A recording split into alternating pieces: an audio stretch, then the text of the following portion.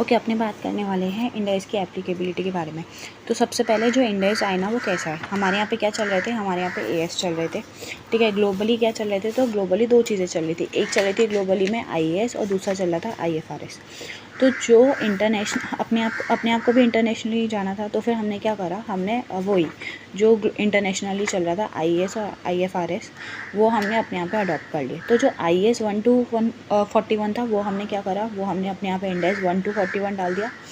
और जो IFRS 1 to 16 चल रहा था वो हमने इंड एस 101 से 116 के नाम से डाल दिया, ठीक है। That is basic information. अब अपने बात करेंगे कि अगर इंड एस लग रहा होगा हमारे ऊपर तो कब लगेगा और कैसे लगेगा। तो सबसे पहले हम कंपनीज़ के लिए बात करेंगे। तो कंपनीज़ के लिए डेट याद रखनी है 1 अप्रैल 2015। उधर बोला हुआ है वॉलेंट्री बेसिस पे, भाई वॉलेंट्री बेसिस पे आपके ऊपर लग जाएगा कब से, 1 अप्रैल 2015 से, ठीक है।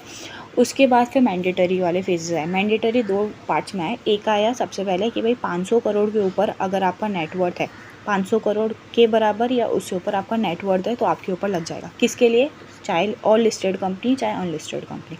That is first phase. And then उसके बाद सेकेंड फेज़ आया। सेकेंड फेज़ में क्या बोला गया कि भाई अगर आपका क्या है कि लिस्टेड कंपनी पे तो सारी कवर हो ही जाएंगी और जितनी भी अनलिस्टेड कंपनीज हैं वो अगर 250 करोड़ से ऊपर का काम कर रही हैं तो वो कवर हो जाएंगी, ठीक है। तो आपको तीन डेट्स हो गई यहाँ पे, 2015, 2016, 2017। तो 2015 से चालू हुआ तो हमें चेक कब से करने जाना रहेगा, तो हमें 2014 से चेक करने जाना होगा। तो हमें 31/3/2014 की जो भी नेटवर्थ होगी वहाँ से हम चेकिंग करना चालू करेंगे, ठीक है। अब हमें चेक करना है तो आपको कब का चेक करना है, तो 31/3/2014 के बाद हर साल आप चेक करते रहोगे, ठीक है। जो आप चेकिंग करने जाओगे उसमें नेटवर्थ किसके हिसाब से देखोगे, तो पहले एएस के हिसाब से बने हुए हैं ना आपके पास, तो एएस के हिसाब से ही आपको चेक करना रहेगा, ठीक है। अगर आपके ऊपर एक बार इंड एस एप्लीकेबल हो जाएगा तो वो हमेशा एप्लीकेबल हो जाएगा, ठीक है। आपके ऊपर एप्लीकेबल हुआ तो आपकी कंपनी, आपकी सब्सिडरी कंपनी, आपकी एसोसिएट और आपकी जेवी वो सबके ऊपर भी एप्लीकेबल हो जाएगा, ठीक है। आप जब इंड एस अगर आपके ऊपर एप्लीकेबल है तो आप स्टैंड अलोन भी उसके हिसाब से बनाओगे, आप सीएफएस भी उसके हिसाब से बनाओगे, ठीक है। अगर आप जो हो, आपकी कंपनी, आपकी सब्सिडरी, जेवी, एसोसिएट कोई भी जो है वो बैंक है, इंश्योरेंस है और एनबीएफसी है, तो उसके ऊपर ऐसे डायरेक्ट एप्लीकेबल नहीं करना है। उसके लिए उसकी रिस्पेक्टिव डेट्स बोली गई हैं, आपको उसके हिसाब से करना है, ठीक है।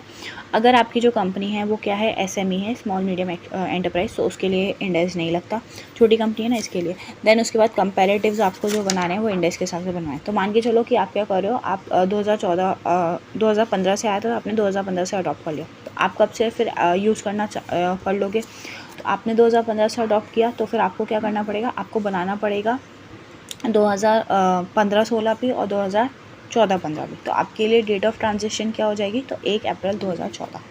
तो उस हिसाब से आपको याद रखना है, ठीक है। इसके अलावा बाकी 4 चीज़ें और हैं एक्चुअली में। एक है bank, insurance, NBFC and then mutual fund. Bank के लिए क्या है, अभी कुछ नोटिस नहीं है। इंश्योरेंस के लिए अभी कुछ नोटिस नहीं है। एनबीएफसी के लिए बोला है, देखो 2015, 16, 17 वहाँ पे कवर हो गया था, तो 2018, 19 यहाँ पे कवर है।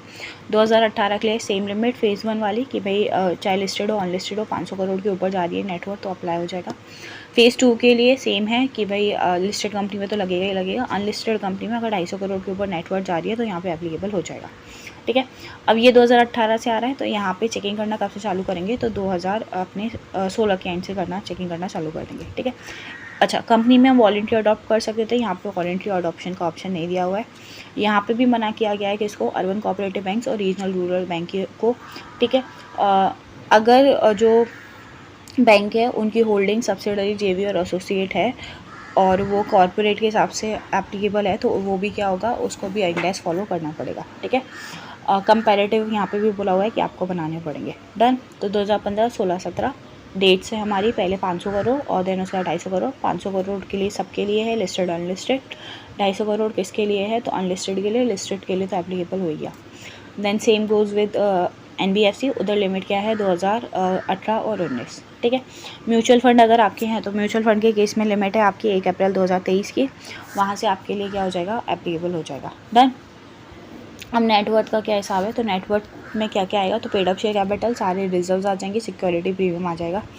आपको लॉसेस नहीं कंसिडर करना है तो उसको माइनस करोगे। अगर कोई एक्यूमुलेटेड लॉसेस है तो डेफर्ड एक्सपेंडिचर है उसको माइनस करोगे। मिसलेनियस एक्सपेंडिचर है जो अभी तक राइट ऑफ नहीं हुआ है उसको माइनस करोगे, ठीक है। आप इसमें कुछ रिजर्व नहीं लोगे, जैसे रिवैल्यूएशन का रिजर्व नहीं लोगे, उसके बाद डेप्रीसिएशन को राइट बैक वाला नहीं लोगे और अमालगमेशन का रिजर्व नहीं लोगे।